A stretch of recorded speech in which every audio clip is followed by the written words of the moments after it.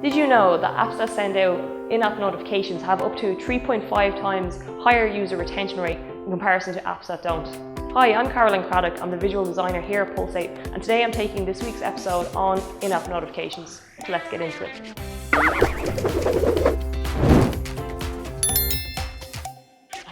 So I'm going to start off with the differences between push notifications and in-app notifications. Push notifications, they've been around for quite a while and they're often used by marketers because they're an easy to implement marketing industry standard. However, they have the problem of being potentially disruptive or annoying to your app users if they're not used smartly. Timing and context really is key for delivering really powerful push notifications. So the advantages of using push notifications, they can engage with your app users when they're outside of your app. As well, you can also bring disengaged users back into your app and hopefully turn them into returning customers then. Another really strong advantage of using push notifications is that it can drive big results for immediate actions. So if you want your customers to do something right now, sending the push notification, it could be the way to do it. Why use in-app notifications? Firstly, they're contextual. Your user is in your app right now, so they're going to be more receptive to it. Let's take a music app, for example. You want to send out an alert about some new music that's available. If you send out a push notification with this alert, it's not relevant to that user's context. They could be driving, they might be in a different app, maybe their phone's in their bag, so you're not going to be promised like a good user interaction right there. Whereas if you use in-app notifications instead, it's going to be delivered to the user the next time the user's in the app, and it's going to be more receptive to them and they're more than likely going to click because it's time sensitive and also it's relevant to the moment. Another thing to consider here though is the relevance of the content when you're sending in-app notifications. So it's kind of a factor between timing, context and relevancy of the content to really kind of create a good, successful in-app notification. I'm going to go through some of the use cases now of in-app notifications. You can use them to guide your user to valuable sections of your app at the right time. You can spotlight interactions that you want your users to perform. Perhaps there's a certain task or an action that you want them to do, so you can use in-app notifications to highlight this. You can also offer some incentives. So this would be good for kind of gaming apps and retail apps. Maybe in gaming apps you want to offer them a boost, or in retail apps you want to offer them maybe a discount or a special offer.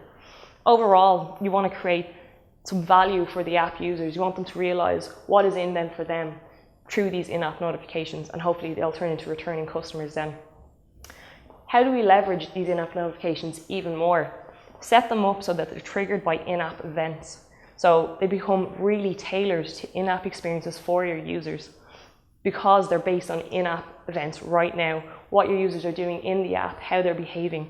If the user clicks a certain button, maybe they complete a certain task, it's all done in real time, so it can be really effective. One thing to consider though is the frequency and intensity of your in-app notifications.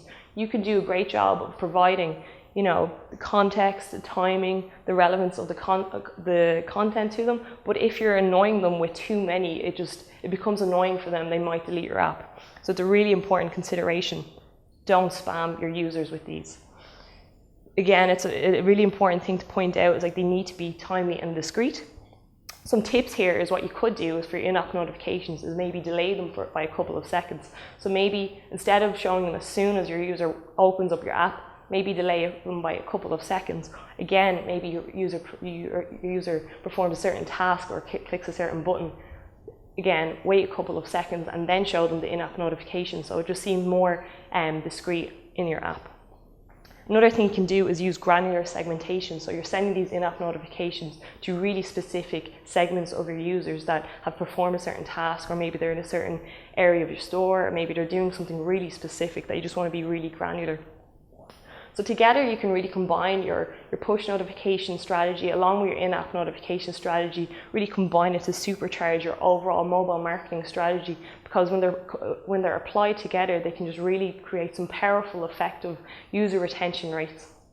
And that kind of sums up today's video. I've been Caroline Craddock, and I'd love to hear some feedback from you. If you want to leave a comment below, or you can even follow us on Twitter. Shout out to us on Twitter at PulsateHQ. I'll catch you next time.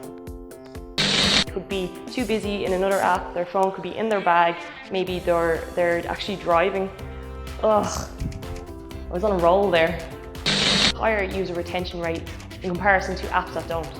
I'm blah. Yeah.